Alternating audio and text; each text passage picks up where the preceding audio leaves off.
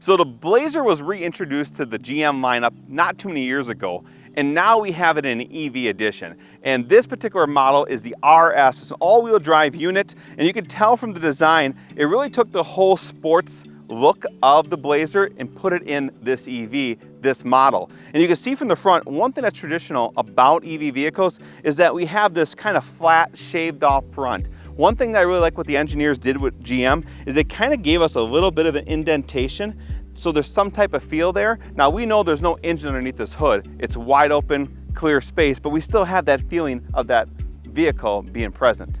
Coming around to the side of the vehicle, one thing you're gonna notice about these wheels, and it's very similar with all EV vehicles, is trying to make them as aerodynamic as possible. And you can tell that this is a solid wheel here, but it's all aluminum, but it gives you a nice aerodynamic feel. As we move alongside of the vehicle, again, it has that sport-like feel, very traditional of every Blazer model that's out there. It's a great SUV, 4 seats with a nice looking back.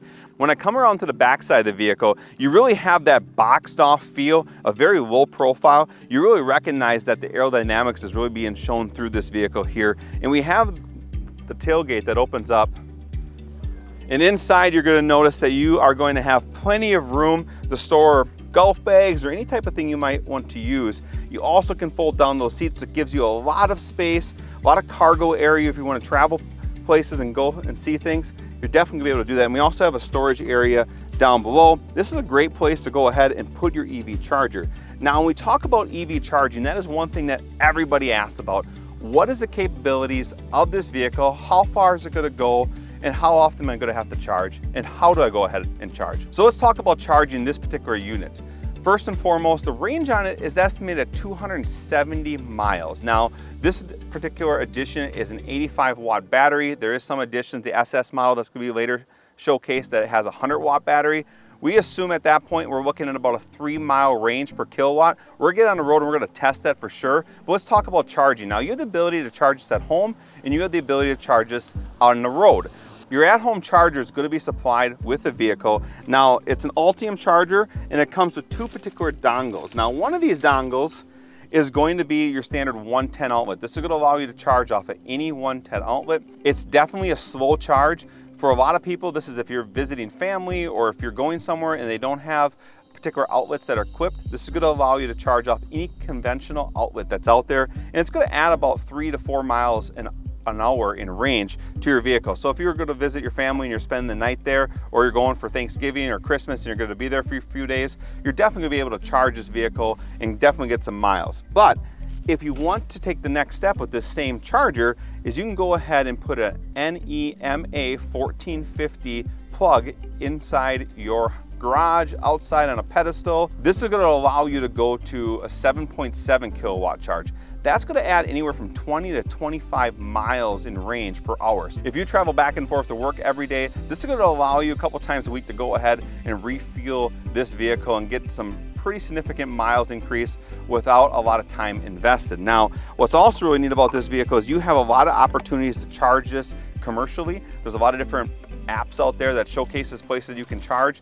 Wheelers, for example, here in central Wisconsin, has put fast chargers in a number of their locations that offer 48 kilowatts. So think about that for a minute. If you're visiting Marshfield, Wisconsin Rapids, or any of their other dealerships that's equipped, you're gonna see anywhere from 130 to 160 miles in range per hour. So if you're traveling throughout central Wisconsin, or maybe you're here in Marshfield and you need to take a quick road trip, you're gonna be able to there quickly jump on their charger, which you can access through the Flow app. You're gonna be able to see if that charger is even being used before you get there, so that you can go ahead, make sure it's available, charge your vehicle, and go. But that's gonna add a lot of range. So there's a couple different options that you have for you. I recommend downloading an app called PlugShare. That's gonna show you a whole network of charging systems out there, everything from chargers from ChargePoint to Flow and any other charging manufacturer. So let's take a look at the inside of the vehicle and give you a first-hand feel what that feels like inside.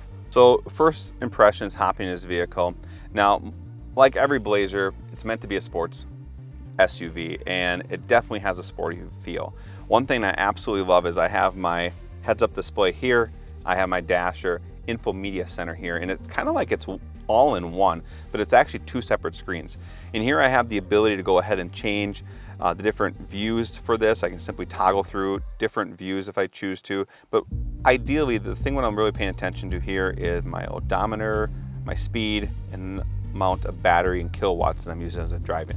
Here I have the ability to manage all aspects of the car, everything from the audio, see maps, my phone, how the vehicle's charging. It's one thing unique about EVs is that you actually can set up a charging schedule. It's recommended that you charge at 80% at home each and every day as you need, and really not exceed that unless you plan on going on longer trips. Now, is it going to hurt the battery if you charge to 90, 95, 100%? No, if you need to go on a big trip, go ahead and do that. Get the full charge from the vehicle, but ideally to conserve the life of the battery, 80% daily is what's recommended. So you can set up a charge schedule that allows you to charge this vehicle to 80%. You can set up a schedule, so say for example, you leave every day, you're really organized and leave every day at 8 a.m. Maybe you want to have this vehicle pre-warmed or cooled so that you're ready to hop in without using power in the battery. Having the vehicle hooked up to an outlet, you can go ahead and pre-condition the vehicle so that when you hop in, it's ready to go, ready for you to hit the road, and you haven't used any of your battery and you basically ran on the outlet of the wall. So looking at the screen menu here, we have our audio options. We can go ahead and choose AM, FM, Sirius radio. You can plug in USB if you choose to. Back to the home window, we have our maps integration. One thing that's unique about maps is that when you have this activated and you're logged in, it's going to show you different places that you can charge your vehicle. So if you type in the destination where you're going to go to, it's going to show you the percentage to charge you're going to have available when you arrive. It's also going to give you an estimated charge on when you're going to return. So maybe you're going to the cities and you want to go to cities and you're going to come back. It's going to tell you, hey, you're going to have 46% when you get there and negative 7% when you return, ideally. Jumping into climate control, you have the ability to turn this on. You can synchronize it across the cabin, or you can make individual adjustments by temperature on both sides of the vehicle. And you have the ability to sync that across the entire vehicle if you choose to. Go ahead and turn that off. And getting into Wi-Fi hotspot, something that a lot of people want to know about today is, does it have the ability to have hotspot? Yes, it does. This is going to allow you to have data throughout the vehicle. It's going to allow you to have other devices connect to it. And we get into settings. And here's going to be some additional features that you might want to know about. One thing is under vehicle, you can set up like teen driver mode. You can have buckle to drive. You can also adjust the lighting, the door locks, even the seat position. One thing that I think is also really important in this mode is rear seat reminder. I think this is really critical for a lot of people in busy lives. We sometimes forget who's all riding with us. Under charging, this is where we're going to have the ability to have that preconditioned temperature we talked about, and you can say I want this vehicle to always be at 68 degrees as a preconditioned temperature. And then also the cameras. That's one thing that's really unique about here. I have a normal view camera, I have an overhead camera, I have a side view, and then I can change that to see my rear view, overhead, side, and hitch. That to me is a lot of options to see a real 360 look at what's taking place on your vehicle as you're moving about. And then there's some additional features throughout this menu that you're going to be able to adjust. You're also going to be able to go ahead and jump into the My Chevy app and change your drive modes. You can also set a rate that's optimized for your electrical needs. So if there are different rates of power in your area, you can adjust the scheduling so you get the best charge at the best price. So as I look at this vehicle, a couple things I think that are really cool. Traditional steering column, we have the shifting switch that's located right in the column. One thing that's unique is that you actually have to push this button here to park. That's thrown me off a couple times. Otherwise, drive, reverse, pull back for neutral, push to park. The heating, cooling controls, the dials here are really like just very sport-like. But one thing I think that's really neat is what they did here with the actual vents themselves. Is the vents themselves, I mean, they have this ability to kind of twist and turn, and I just think that is a really unique feature. In front here, we have plenty of storage options, USB-C for charging, and a very deep well. We also have that wireless charging here for your phone, 2 cup holders, and then a pretty nice storage. And one thing you're gonna find inside the storage unit, that is where you're gonna find your traditional DC plug, as well as one additional USB C3 charger. So that is a look at the storage and front seating area of this RS model. We're gonna take a look at the back before we hit the road. So let's do that now. So before I actually hop in here, a couple things I want to show you. We have the ability to have a pull down seat with 2 cup holders. You also have easy access. A lot of moms ask this question. I want to put a car seat in here. I hate traditionally when you have a car seat and you got to dig underneath the seat to get to those locks. Here you're going to see that these little guys pop up, attach a car seat. If you're a dad, lock and go, you're ready to roll, right? But let's get in the actual seat itself. Hopping in. Hey, I weigh 230 pounds. I'm not ashamed to admit it, but I got a lot of leg room here. A lot of headroom, very happy with that.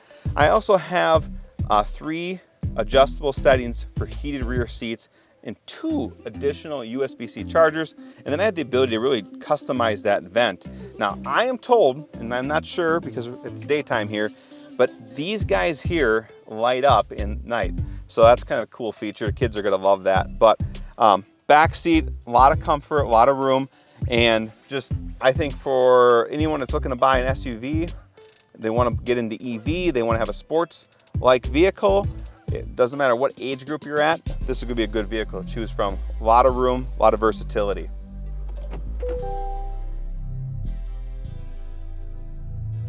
You can see now driving at highway speeds, we're averaging 2.8 miles per kilowatt. This is a fun game that we like to play in the car. Mom's driving versus dad's driving. Generally speaking, I have a higher average than my wife when it comes to miles per gallon. So as we move into EV, it's going to be kilowatts per mile. The kids are going to have to learn. But 2.8, 2.9, 3 miles per kilowatt, that is a pretty economical use of the energy in this particular RS Blazer. Because look at the vehicle status here on the Info Entertainment Center. This is going to give you a lot of information about your trip. It's going to show you how much we're using for power to cool the climate of the vehicle. It's going to show us how much power we're actually using as we're driving the vehicle. And then in addition to that, it's going to show you how much power we regenerated. One thing I didn't talk about when we first got in the vehicle itself was in addition to normal driving mode, we also have sports mode, snow and ice mode, and then a custom mode that you can create for yourself. I have to imagine going into the sports mode is going to have a little bit higher, a little faster get up and go. More responsive driving experience. There you go, there's a helpful hint.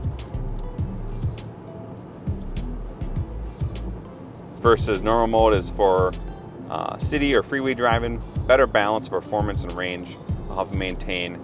Well, there you guys have it. This is the new Chevy Blazer EV, the RS model. If you guys want to learn more about this vehicle, go ahead and check out Wheelers. They're located throughout central Wisconsin, www.wheelersgm.com. You can learn about this EV and all the different EV models that they have, as well as the complete inventories available online of all their cars, new and used, for you. So we want to thank Wheelers for allowing us to take this vehicle out and show you guys what it's all about. Thanks for tuning in.